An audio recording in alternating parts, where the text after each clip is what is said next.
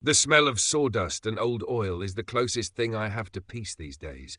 It's been like this for 20 years. A quiet ache settled deep in my chest, a constant reminder of what's broken. I run a hand over the smooth, unfinished surface of a tabletop I'm working on, feeling the grain beneath my fingertips. This workshop, tucked behind my house on the edge of Oak Haven, Missouri, has always been my sanctuary. A place where things make sense, where problems can be measured, cut, and fixed with patience and skill.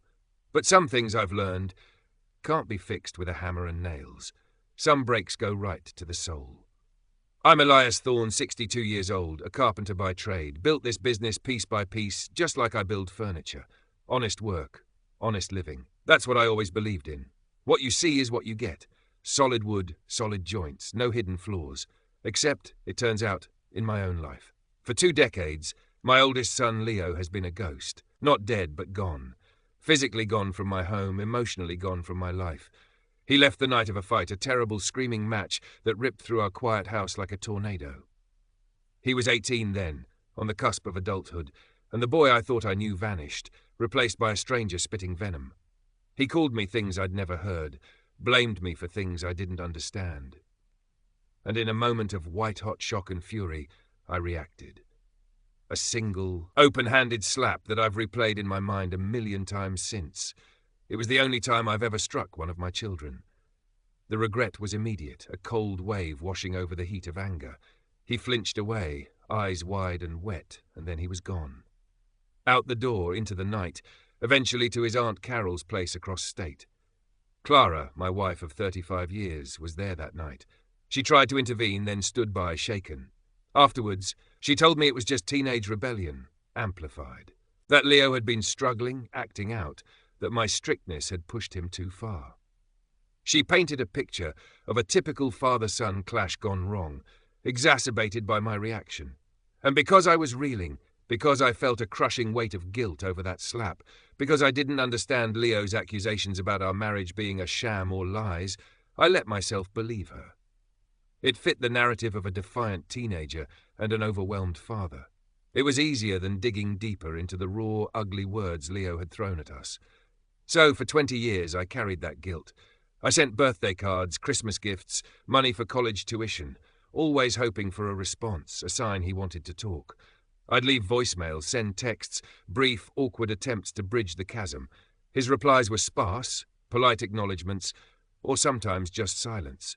He accepted the money, which I insisted upon, but he kept his distance. It felt like a transaction, not a relationship. The only real connection I had was through his younger sister, Maya. Maya was 7 when Leo left. She adored him, followed him everywhere. His leaving hit her hard too, though in a different way.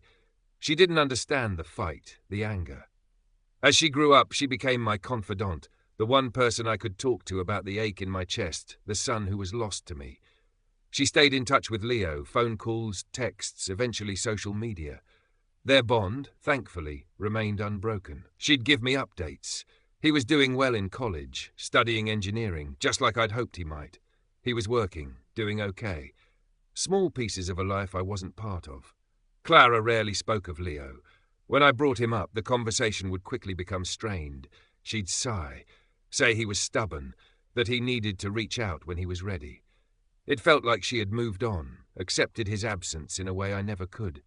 Our marriage settled into a comfortable, quiet routine. We shared a house, a life, but the deep emotional connection, if it had ever truly been there, beyond shared history and the routine of raising kids, seemed to have faded entirely. We were 2 people living parallel lives under the same roof in Oak Haven. My friend David Chen runs the diner down on Main Street. Known him 40 years. He saw the change in me after Leo left, the way the light dimmed a little. He never pushed, just offered a listening ear and a steady cup of coffee. "Some things take time, Elias," he'd say, wiping down the counter. "Wood warps. Takes patience to set it straight." I clung to that. Patience. Time. Maybe one day Leo would be ready. Then, last spring, David had a heart attack. Came out of nowhere. He pulled through, thank God, but it shook me. Made me think about time running out, about unfinished business, about the people you love. Sitting by his hospital bed, watching him breathe slow and steady, I felt that old ache for Leo flare up, sharper than usual. I couldn't wait anymore. I had to try harder. I had to understand. I went home from the hospital that night with a renewed sense of urgency. I tried calling Leo again. No answer. Left a longer voicemail than usual, rambling about David, about getting older, about wishing we could talk. Still nothing. The silence felt heavier than ever. A few weeks later, Maya came over. She's 27 now, living in Kansas City, built a good life for herself there. She still visits Oak Haven regularly, calls me every Sunday. She was sitting at the kitchen table, sipping iced tea, watching me through those perceptive eyes of hers. Eyes that didn't miss much. "Dad," she started, her voice soft, hesitant. "Can we talk about Leo?" My heart gave a familiar lurch. "Always," I said, sitting opposite her. He called me the other day," she said, twisting her glass. "We talked for a long time about that night he left."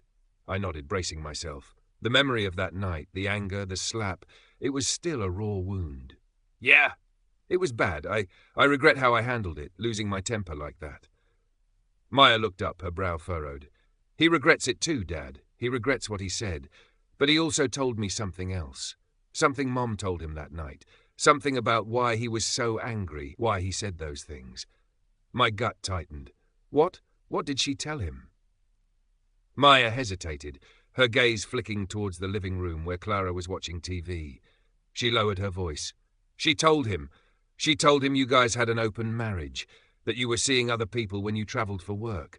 She said that's why it didn't matter that she was with someone else. The blood drained from my face. My workshop, my steady hands, the solid ground beneath me, it all felt like it was dissolving. "What?" I whispered. The word was barely a breath. "An open marriage? Me? Seeing other people?" Maya shook her head, her eyes full of a sadness that mirrored my own dawning horror. "No, Dad. He knows now it wasn't true. He said he believed her then. He was a kid. He was shocked, confused. Mom told him if he ever told you what he saw, it would destroy the family. She made him feel like it was his fault for seeing it, for getting upset, and she used that lie about you to justify herself, to shut him up." What he saw. The words hung in the air, heavy, suffocating. What did he see, Maya? She took a deep breath. "He came home from school early that day. He found Mom with a man in the house, in their bedroom." The world tilted. The comfortable routine, the quiet life, the seemingly stable marriage, it was all a lie. A performance. Clara? My wife, an affair. And not just an affair, but a lie spun from it. A poisonous, calculated lie designed to turn my son against me, to make him believe I was as deceitful as she was. To cover her tracks. The pieces clicked into place with sickening clarity. Leo's accusations that night. "Our marriage is a sham. You've been lying to him his whole life, sick of pretending we were a perfect family." They weren't random teenage outbursts. They were the words of a boy who had just witnessed his mother's betrayal, been fed a monstrous lie about his father, and felt his entire world crumble. He wasn't just angry about homework or my strictness. He was heartbroken, disgusted, and convinced his parents were living a lie. And I, in my confusion and guilt over the slap, had accepted Clara's version, never pushing hard enough against the inconsistencies, the sheer extremity of Leo's reaction. I'd let her manipulate me too. He said he was so confused," Maya continued, her voice trembling. "He didn't know what was real. He was angry at Mom, but then she told him you were just as bad, maybe worse. He felt betrayed by both of you, in different ways. He felt like he couldn't trust either of you with the truth. He was just a kid carrying this awful secret and this awful lie. And the emails, the texts, the voicemails I'd left over the years. He hadn't just been rejecting me. He had been rejecting the man he believed I was, a hypocrite, a liar, someone living a sham. He had been acting on pain and false information, planted by his own mother. "He feels terrible about how he treated you, Dad," Maya said softly. "He said he's been in therapy, working through it. He realized Mom lied, but he feels so much guilt. He doesn't know how to face you after everything he said, after cutting you off for so long based on a lie." Guilt. Leo felt guilt. My son, the victim of this cruel deception, felt guilt towards me? The rage that had simmered beneath my grief for 20 years finally boiled over. Not at Leo, never at Leo, at Clara, at the woman who had shared my bed, my life, my children, and had systematic the relationship with my son to protect her own secret. She hadn't just had an affair, she had committed an act of emotional terrorism against her own family. Where is this information? I asked, my voice rough. Did he write it down? Maya nodded slowly. He said he wrote it all down back then, wrote emails he never sent, wrote things in a journal. He said he needed to get it out somehow. He thinks he saved some of it on that old desktop computer in the study. The old Dell. Sat in the corner gathering dust for over a decade. Used it for bills, emails. Maya played games on it sometimes when she was little. I hadn't touched it since I got my laptop. We need to look, I said, standing up. My legs felt shaky. Now. Clara was still in the living room. The cheerful sound of the TV seemed obscene. Maya and I went into the small study. The computer was slow to boot up, groaning to life like an old man. It felt like digging up a time capsule of pain. Maya navigated the old operating system, searching through folders, documents, emails. There were drafts of emails to me, unsent, journal entries saved as text files. Reading them was like being punched in the gut, over and over. Leo's voice, raw and young, poured out 20 years of agony. His shock at seeing his mother with a stranger, his mother's cold, calculated lie, his confusion, his anger, his feeling of being adrift, not knowing who to trust, his heartbreaking belief that I was also living a double life, his pain at feeling he had to choose sides in a war he didn't understand, based on false intelligence, his guilt over the hurtful things he'd said to me, fueled by Clara's poison. It was all there. Proof. Proof of Clara's betrayal. Proof of her monstrous lie. Proof of the years of suffering she had inflicted on me and on Leo, all to save her own skin.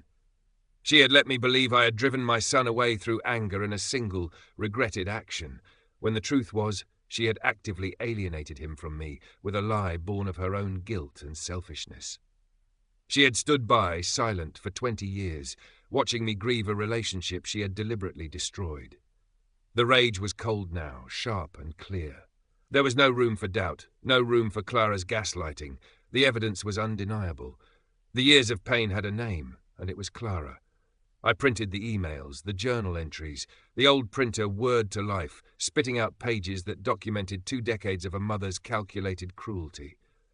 Maya stood beside me, tears streaming down her face, her hand on my arm. She had known some of it, suspected more, but seeing Leo's words laid bare was devastating even for her. "Dad," she whispered, "what are you going to do?" I looked at the stack of papers in my hand. My hands were steady now, the trembling replaced by a quiet, terrifying resolve. "I'm going to wake your mother up," I said. My voice was flat, devoid of emotion, and she's going to face the truth. Clara was asleep in our bed. The room was dark, quiet. I turned on the light. She stirred, blinking awake, her face soft with sleep.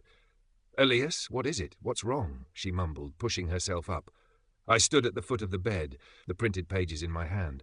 Maya stood in the doorway, her presence a silent accusation. "We need to talk, Clara," I said. My voice was low, steady. "About Leo, and about the truth." Her eyes flickered, a subtle shift in her expression, a hint of wariness. "Leo, what about him? Is he okay?" "He's okay," I said. "He's okay now, but he hasn't been okay for a long time, not since he was 18. I walked closer, holding out the papers. "Do you remember that night, Clara? The night Leo left? The fight?" She nodded slowly, her gaze fixed on the papers. "Of course. It was awful. He was so angry. You slapped him." "Yes," I cut in, my voice hardening. "I slapped him, and I've lived with the guilt of that every single day for 20 years, believing my anger drove him away." I paused, letting the weight of that sink in. "But that wasn't why he left, was it, Clara?" She swallowed. "I told you. Teenage rebellion. He was acting out. Your rules were too strict." "Stop," I said. The word was sharp, cutting through her practiced deflection. "Stop lying, Clara."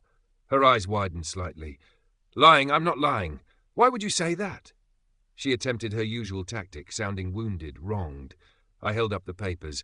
"Because I know what Leo saw that day he came home early. I know about the man, and I know about the lie you told him to cover it up." Her face went pale. The colour drained away, leaving her looking suddenly old and fragile. But the fragility was another lie. What are you talking about?" she stammered, though the denial was weak, crumbling. "I'm talking about your affair, Clara," I said, the word feeling like ash in my mouth. And I'm talking about how you looked your 18-year-old son in the eye after he found you with another man and told him his father had an open marriage and was seeing other women on business trips. You told him that was why it didn't matter what he saw. You used a monstrous lie about me to silence him, to make him doubt his own eyes and his own father. I stepped closer, dropping the papers onto the bedspread between us. They lay there, stark and damning. These are his words, Clara, written down back then. The pain you caused him, the confusion, the belief that his whole family was a lie. He carried that for 20 years. 20 years of thinking I was a hypocrite. 20 years of estrangement from his father because you chose to protect your secret with a lie that destroyed our son's trust in me. Her composure shattered. Tears welled in her eyes, not tears of remorse, I realized later, but of getting caught. Elias, I was scared, she sobbed. I was so scared you'd leave me. It was a mistake. Just one time. One time, I scoffed. One time in the bedroom, maybe. But the lie, Clara, the lie that festered for 20 years, that wasn't one time. That was a deliberate, ongoing act of cruelty. You watched me grieve for my son. You watched him pull away, hurting. And you let me believe it was my fault. You used my guilt over the slap to reinforce your lie. You are a master manipulator, Clara. She buried her face in her hands, her body shaking with sobs. I didn't know what else to do. He saw everything. I panicked. You panicked and destroyed your son's relationship with his father, I said, my voice rising now, the control slipping. You didn't just betray me, Clara. You betrayed Leo. You twisted his reality. You made him carry that burden alone. And then something in me snapped. All the quiet pain, the confusion, the years of missing my son, the shock of the betrayal, it erupted. Get out, I said, my voice a low growl. She looked up, her eyes red-rimmed. Elias, please. Get out, I roared, louder this time. I can't even look at you. Not after this, not after what you did to Leo, to us. Get out of my house, get out of my life. Maya stepped forward, her face set. Dad's right, Mom, you need to go. Clara stared at us, her 2 children, united against her. There was a flicker of something in her eyes, not remorse, but perhaps a dawning understanding of the magnitude of what she had lost. I have nowhere to go, she whispered. That's your problem, I said, my voice cold as ice. Not mine. There was no more pleading. She slowly got out of bed, her movements stiff. She packed a bag, her face a mask of defeat. I didn't help her. Maya watched from the doorway. As Clara walked past me, bag in hand, heading for the stairs, she didn't look at me. She didn't look at Maya. She just walked out of the bedroom, out of the life she had poisoned. The house felt different after she left. Quieter, yes, but also lighter. The oppressive weight of her deceit, the years of lies lurking beneath the surface, was gone. The air felt cleaner. But the emptiness where Leo should have been felt even bigger. The next morning, after a sleepless night spent staring at the ceiling, the papers from the computer spread out on the nightstand, I called Leo. My hand trembled as I dialed the number Maya had given me. It rang, rang. Just as I was about to hang up, a hesitant voice answered. Dad? Hearing his voice after so long, knowing everything I knew now, broke something inside me. I choked up, couldn't speak for a moment. Leo, I finally managed, my voice thick with emotion. It's Dad. I know, he said softly. A long pause. Maya called me. She told me you know. Yeah, son, I said, tears finally streaming down my face. I know everything. Another silence, then his voice cracked. Dad, I'm so sorry about that night, about what I said. I believed her. I thought you were. Shh, I said. It's okay, son. It's okay. I know you believed her. She lied to you. She lied to both of us. I feel so guilty, he whispered, leaving like that, calling you those names, for 20 years. Leo, I interrupted gently but firmly. You were a boy. You were hurt, confused, manipulated. You don't need to feel guilty. None of this was your fault. It was hers, all of it. We talked for a long time that morning. Hours. The dam of 20 years of silence and misunderstanding burst. I told him how much I missed him, how the house felt empty without him, how I'd carried the pain of his absence like a physical weight. I apologized for the slap, truly apologized, explaining it was a moment of shock and anger I instantly regretted, not a reflection of my love for him. I apologized for believing Clara's lie, for not pushing harder to understand his pain that night. He told me about finding his mother, the shock, her immediate terrifying threat, the lie she spun so convincingly. He described the years of confusion, the feeling of being adrift, the anger he carried, directed partly at me because of what she'd told him. He talked about therapy, helping him untangle the mess, helping him see his mother's manipulation for what it was. He spoke of his guilt, the shame he felt over his actions towards me, the fear that it was too late to fix things. It was raw. It was painful. It was also the start of everything. "I want to see you, Dad," he said finally, his voice clearer now, lighter. "I want to come home." "Any time, son," I said, my heart swelling in my chest. "Any time you're ready." Clara is contesting the divorce. Of course she is. She wants half of everything, including the workshop, the business I built with my own 2 hands over 40 years. My lawyer says it's going to be messy. She's claiming she had no income for years as a stay-at-home wife that she's entitled to support. She's still trying to play the victim, still trying to take, but I don't care about the fight for the money as much as I thought I would. What matters is the truth is out. What matters is Leo is coming home, not just to the house, but to my life.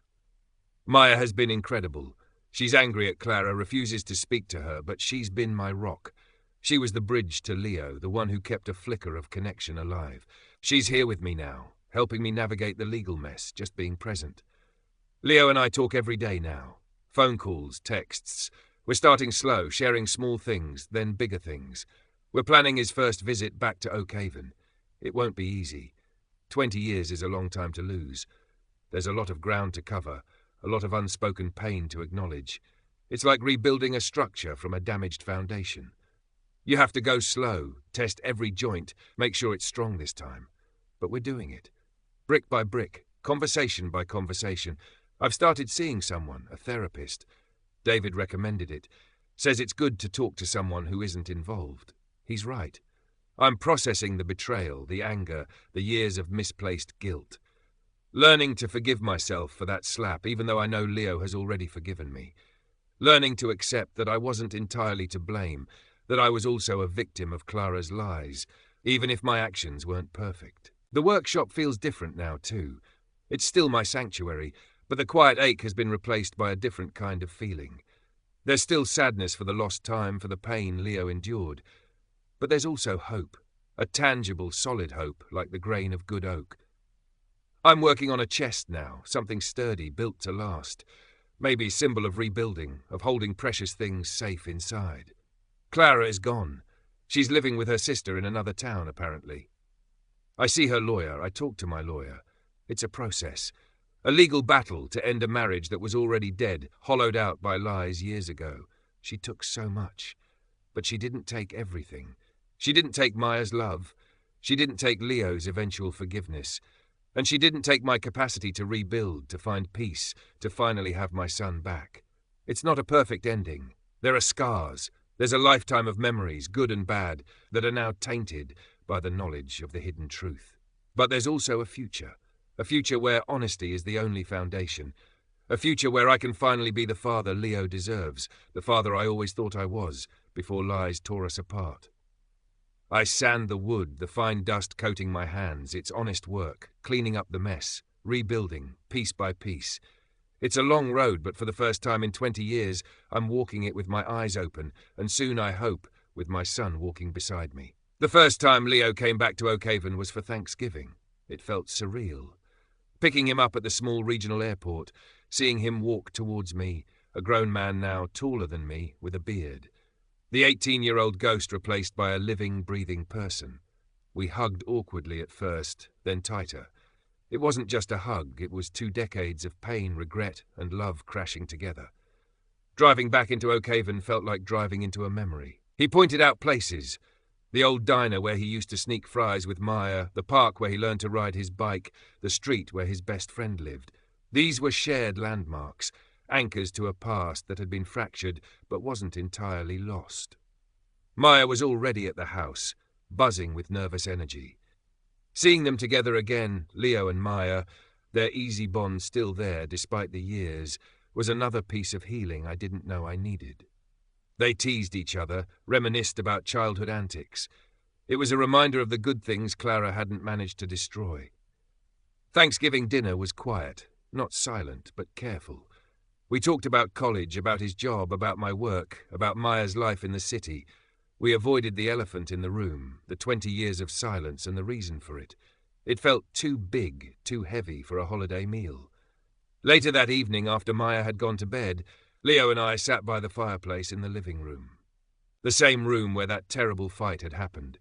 It felt like confronting a ghost. The air was thick with unspoken words. "Dad," he started, his voice low. "About that night, I remember being so angry, so confused. Mom, she was so convincing. She made it sound like you were just as bad. Worse, even. Like you were this secret person I didn't know. It twisted everything I thought I knew about you, about our family." "I know, son," I said, my own voice rough.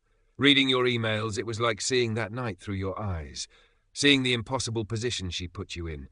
A kid shouldn't have to carry something like that. A mother shouldn't do that to her child." "I felt so alone with it," he admitted. "I wanted to tell you, but she threatened me. Said you'd leave, that it would be my fault, and then she told me those things about you. It just shut me down. I didn't know who to believe. I didn't know who you were anymore." I reached out, put my hand on his arm. "I was always the same person, Leo, the one who taught you to ride that bike, who patched your scraped knees, who watched you play basketball, the one who was so damn proud of you always." "I know that now," he said, looking at me, his eyes clear and steady. "It took a long time. Therapy helped, and talking to Maya. She never quite bought Mom's story. She kept asking questions, piecing things together. She's a good kid," I said, a lump forming in my throat. "She saved us, Leo. She found the truth. And you," he added, "you didn't give up, even when I was awful to you." "You weren't awful, son," I corrected him gently. "You were hurting. You were lied to. You were reacting to a reality that wasn't real." We sat there for a long time, just talking, about the years lost, the milestones missed, his college life, my business expanding, Maya growing up. It was like filling in a massive gap in a timeline. It wasn't easy. There were moments of awkwardness, moments where the pain resurfaced. But there was also a growing sense of connection, of understanding. The foundation was being laid, not for the old relationship, but for a new one, built on honesty and shared pain. He apologized again for calling me a deadbeat father, for saying I didn't deserve children. The words that had cut me so deeply that night. "I didn't mean them, Dad," he said, his voice full of regret. "I was just spitting out the worst things I could think of, because I was hurting so much, and because she made me believe you were part of the lie."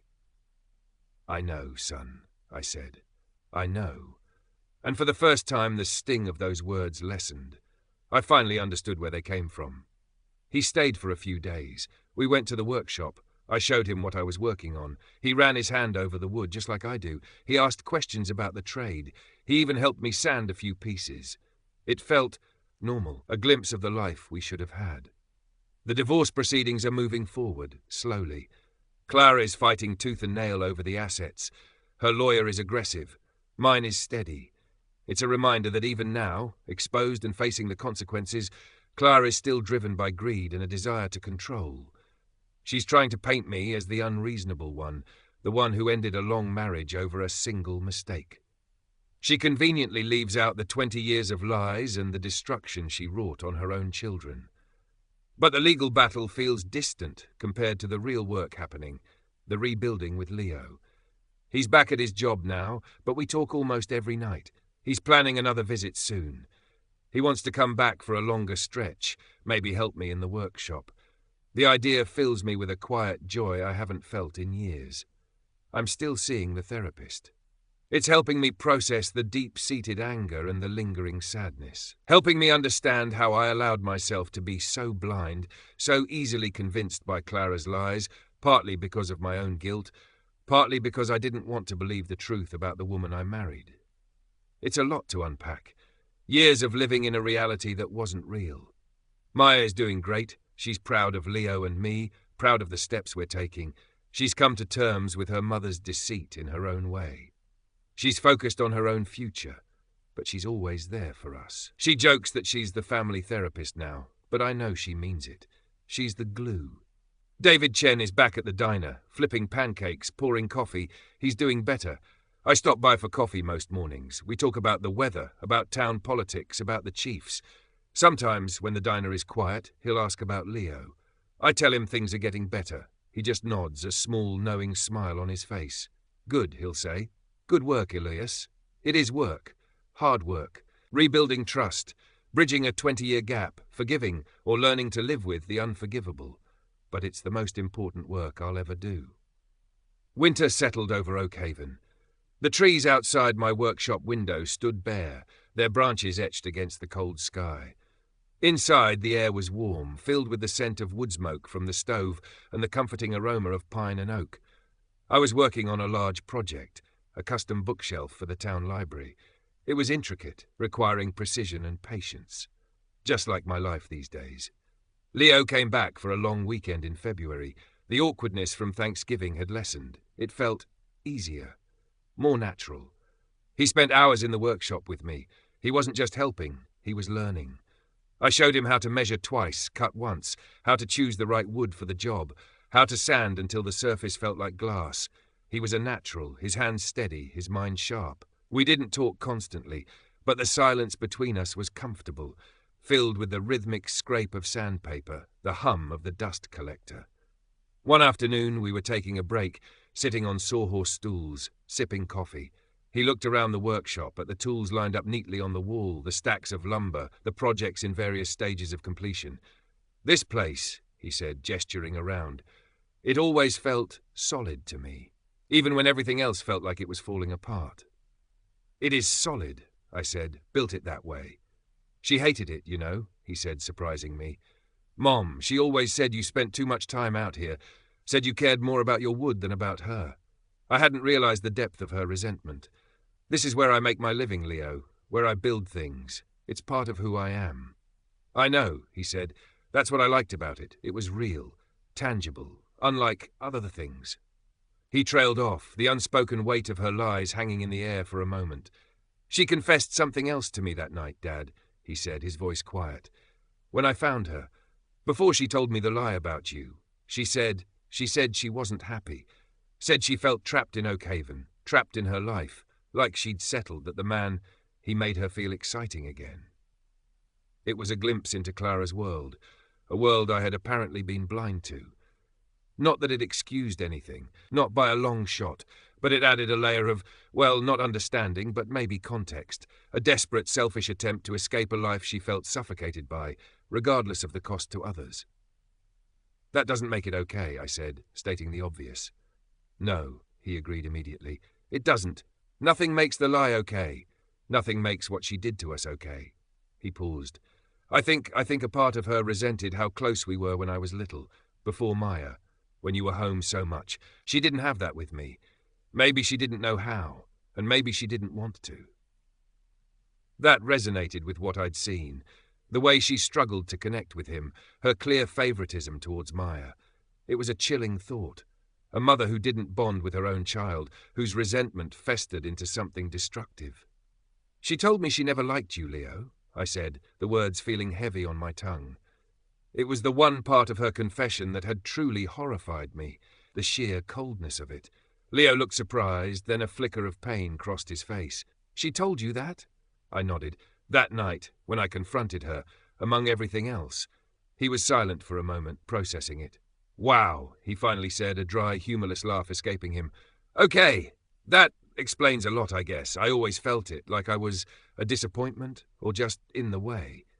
My heart ached for the boy who had felt unwanted by his own mother. You were never a disappointment, son. Never in the way. Not to me. You were everything. He looked down at his hands, calloused slightly from sanding. I know that now, Dad. It just took a long time to see it clearly. Our conversations were like this now, moments of shared work or quiet reflection punctuated by deep dives into the past, into the pain, into the truth. It was like carefully dismantling a bomb, wire by wire, acknowledging the danger, but trusting that together we could disarm it. The divorce is dragging on. Clara's demands are unreasonable.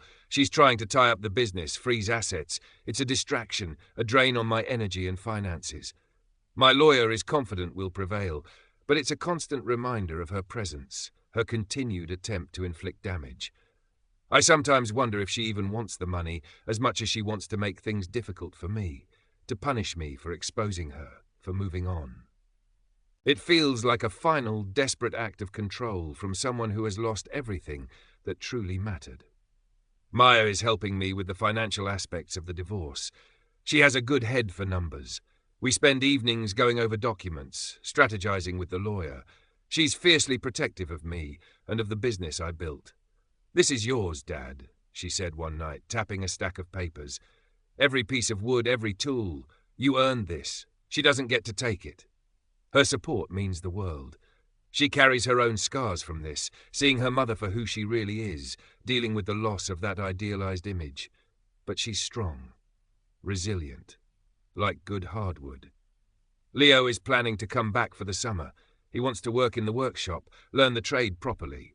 He's still pursuing engineering, but he says he finds something grounding about working with his hands, about building things that last. I think he needs that tangibility, that sense of solid creation, after living with so much deceit and instability.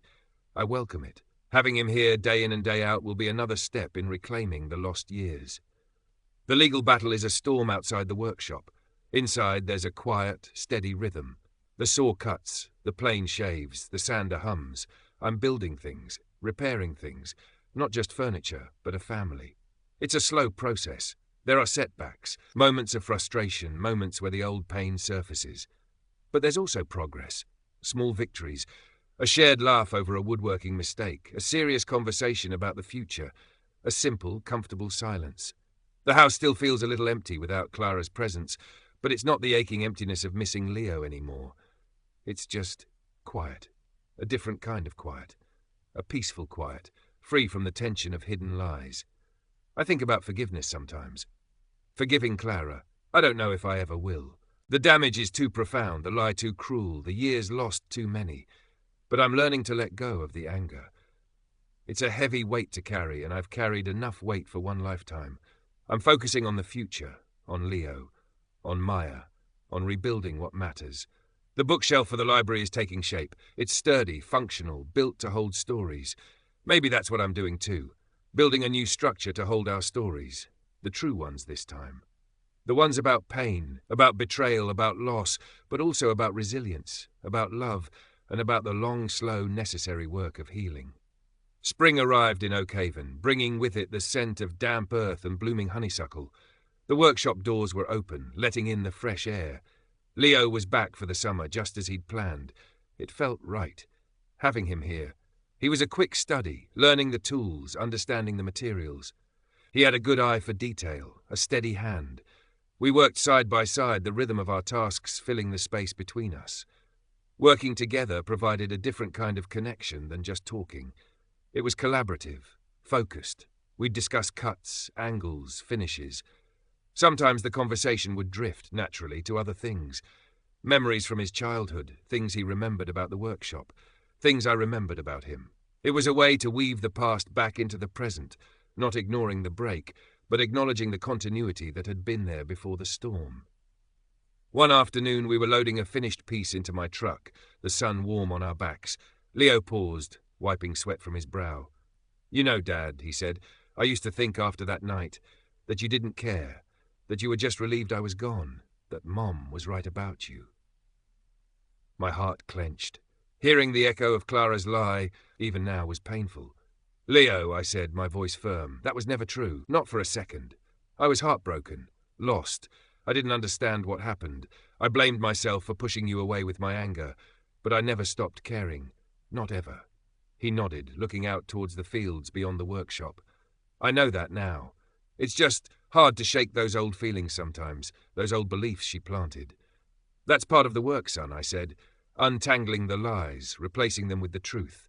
He looked at me, a small, genuine smile on his face. "Yeah, it is." The divorce proceedings continued their slow, grinding pace. Clara's tactics became increasingly desperate. She tried to claim I was hiding assets, that the business was worth far more than its actual value.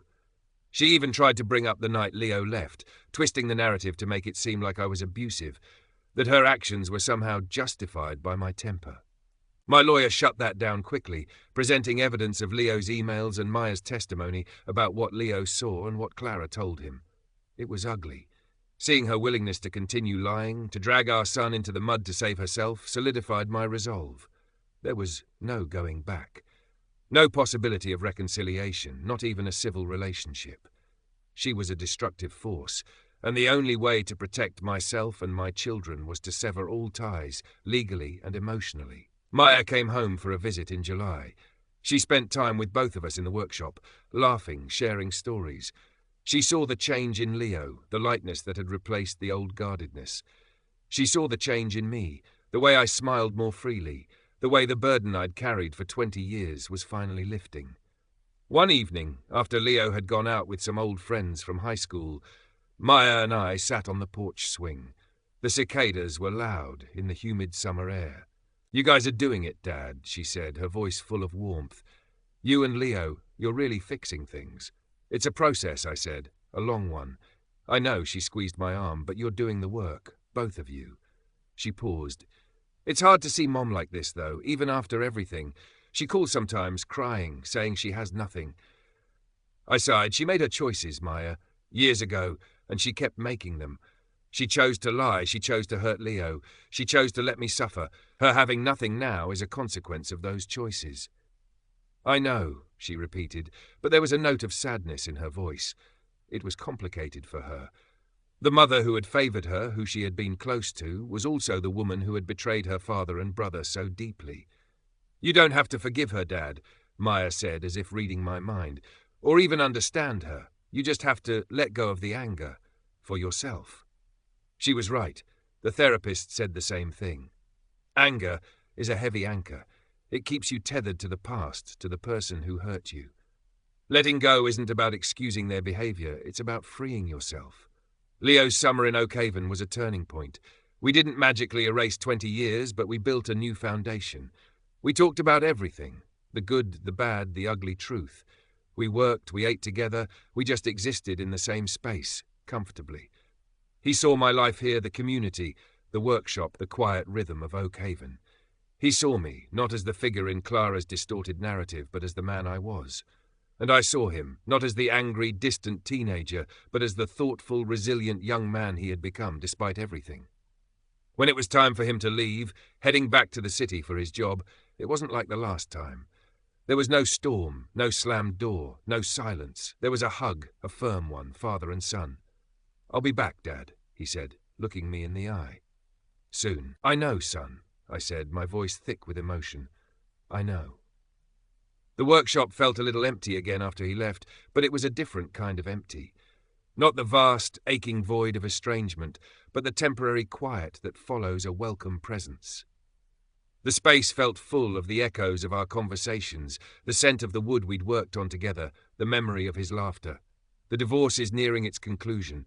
Clara's attempts to stall and complicate things are failing. The truth is a powerful thing, hard to fight against in a courtroom. My lawyer is confident we'll reach a settlement that's fair, one that protects the business I built. I'm still in therapy, still working through the layers of pain and betrayal. It's a long road, but the view is getting clearer. I can see the past for what it was, acknowledge the pain, but not let it define my future. I'm learning to be okay, more than okay.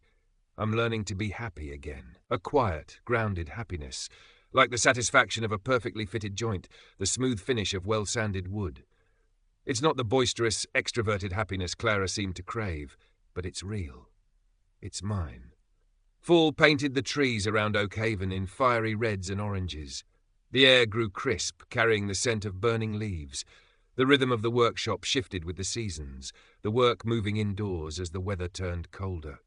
Life had settled into a new normal, a routine built on truth and connection, rather than pretense and silence. Leo called regularly. We talked about his work, his life in the city. He was doing well, applying his engineering skills, but still talking about the possibility of coming back to Oak Haven someday, maybe even joining the business in some capacity. The idea was a seed planted in fertile ground. We didn't push it, just let it grow naturally. Maya visited frequently, driving down from Kansas City. She'd bring her laptop, work from the kitchen table, and just be present. Her presence was a comfort, a reminder of the strong family bonds that had survived. She and Leo were closer than ever, a united front forged in shared understanding and the pain of their mother's actions. The divorce was finalized in late autumn. It wasn't amicable, but it was done. Clara got a settlement, less than she'd fought for. But enough. I kept the workshop, the house, the business, the tangible things I'd built. Signing the papers felt less like an ending and more like the closing of a very long, painful chapter. There was no celebration, just a quiet sense of relief. The legal battle was over. The fight was done. I hadn't seen Clara since that night I confronted her. I didn't expect to. Our communication was strictly through lawyers. It felt strange, ending a nearly 40-year marriage with signatures on paper and no words exchanged directly. But there was nothing left to say. The truth had been spoken, the consequences delivered. David Chen threw a small gathering at the diner to mark the divorce being final, just a few close friends from town. He raised a glass. "To new beginnings, Elias," he said, his eyes kind, "and to families finding their way back to each other." It was simple, but it meant a lot. The community in Oak Haven had seen the changes in me over the years, the quiet sadness. They didn't know the details. Not the ugly ones, but they saw the shift. They saw Leo coming back. Small towns noticed things, and their quiet support, their acceptance, was another layer of healing. Leo came home for Christmas. It was the first Christmas he'd spent in Oak Haven in 20 years. It was different, of course, just the three of us, me, Leo, and Maya. No pretense, no hidden tension, just family. We decorated the tree, exchanged gifts, cooked a big meal. It felt peaceful, real. We talked about Clara, briefly. Leo said she'd tried to contact him after the divorce, but he hadn't responded. Maya had the same experience. Their estrangement from her seemed complete. It was sad, in a way, the mother isolated, alone. But it was also her own doing, the consequences of her choices. Spending Christmas with Leo felt like a miracle. We visited the workshop even on Christmas morning. The air was cold, the tools silent, but the space felt warm, filled with the promise of future projects, future shared time. "Remember that little wooden car you built me?" Leo asked, pointing to a dusty shelf where a few old toys were kept. "When I was maybe 5? I smiled. "Yeah, took you everywhere, that car."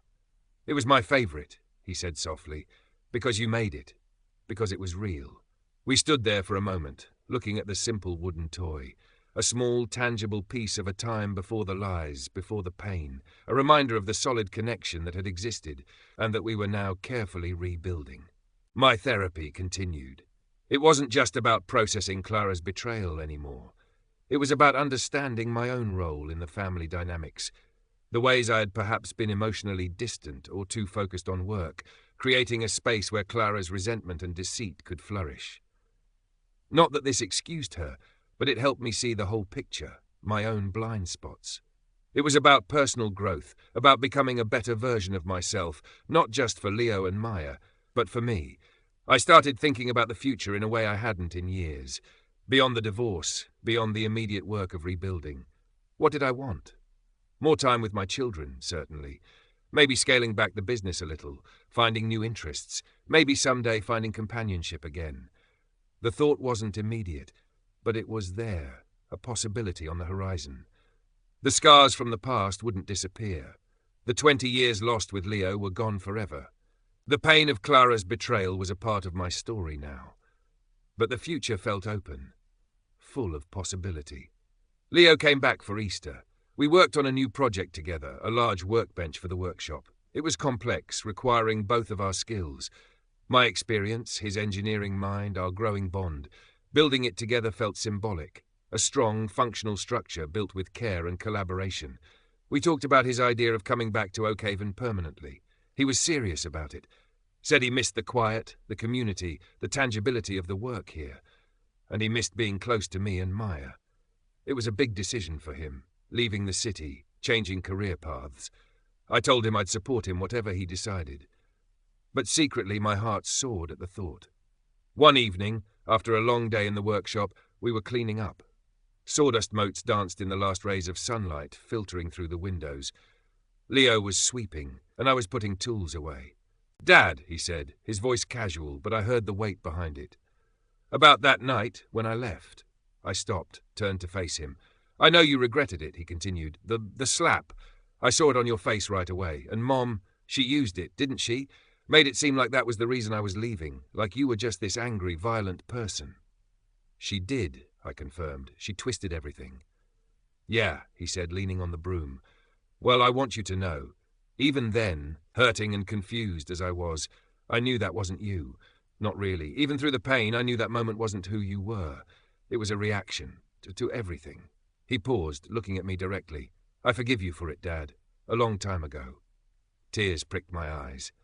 I forgive you too, son, I said, my voice thick, for the words, for the leaving. I know where it came from. He nodded, a quiet understanding passing between us. We didn't need grand gestures. The forgiveness was in the shared look, the quiet acceptance, the fact that we were standing here together 20 years later, talking about it. The workbench was finished by the end of his visit. It was a beautiful piece of furniture, solid and functional. We stood back and admired it. Good work, Dad, Leo said. Good work, son, I replied.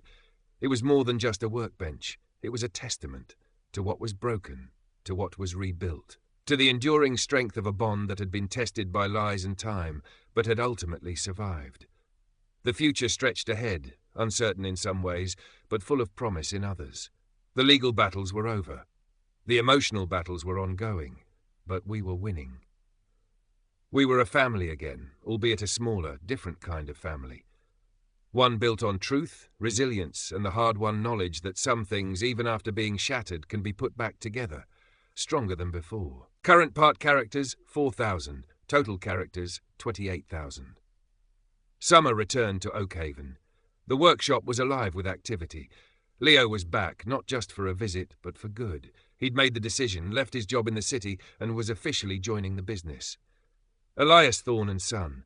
It felt like a dream I hadn't dared to have for 20 years. We spent the summer working side by side, building furniture, taking on custom projects. Leo's engineering background brought a new perspective, a different way of approaching problems. My years of practical experience provided the foundation. We complemented each other, learning from each other. It wasn't always smooth sailing. There were disagreements, moments of frustration, the usual dynamics of working together. But underlying it all was a deep respect, a shared purpose, and the quiet joy of reclaiming lost time. We talked about the business, about the future. Leo had ideas for expanding, for incorporating new technologies. I was ready to listen, ready to adapt. The business had always been more than just a way to make money. It was a legacy, a tangible representation of my life's work. Now, it was becoming a shared legacy, a bridge between generations. Maya visited often, bringing her city energy into our quiet routine. She loved seeing Leo and me working together, seeing the workshop bustling. She'd help with the books sometimes, or just sit and talk while we worked. The three of us would have dinner together most nights, easy conversations, shared laughter. It felt like the family we were meant to be, finally getting a chance to exist. The legal fallout from the divorce was mostly behind me, but the emotional scars remained. Clara was a ghost now, a name mentioned only in hushed tones or in reference to legal documents. Her actions had left a permanent mark, a reminder of the fragility of trust and the devastating power of deceit. I still went to therapy, still processed the layers of betrayal and loss. It was a necessary part of the healing, acknowledging the pain without letting it consume me. One evening, after closing up the workshop, Leo and I were sitting on the porch swing watching the fireflies blink in the twilight. "You know, Dad," Leo said, his voice thoughtful, "coming back here, working with you, it's helped more than I thought it would. It's like every piece of wood we shape, every joint we fit, it's putting something back together, not just the furniture, but everything." I nodded, understanding exactly what he meant. The tangible act of building, of repair, mirrored the intangible work we were doing on ourselves, on our relationship. "It's good work, son," I said. "Important work." He smiled, a genuine, relaxed smile that reached his eyes. It was a smile I hadn't seen in 20 years. "I'm glad I came back," he said. "Me too, Leo," I replied, my voice thick with emotion. "Me too." We sat there in comfortable silence, the sounds of the Oakhaven night around us, the cicadas, the distant train whistle, the gentle creak of the swing. It wasn't a perfect ending, not in the way stories often are. There were still scars, still moments of sadness for the years lost. The betrayal was a part of our history, a dark shadow that would always be there, but it no longer defined us. We had faced the truth, no matter how ugly. We had confronted the lies that had torn us apart, and we had chosen to rebuild. It was a long, difficult journey, one that had cost us dearly. But standing there on the porch of the house that had witnessed so much pain, with my son beside me, the future felt bright.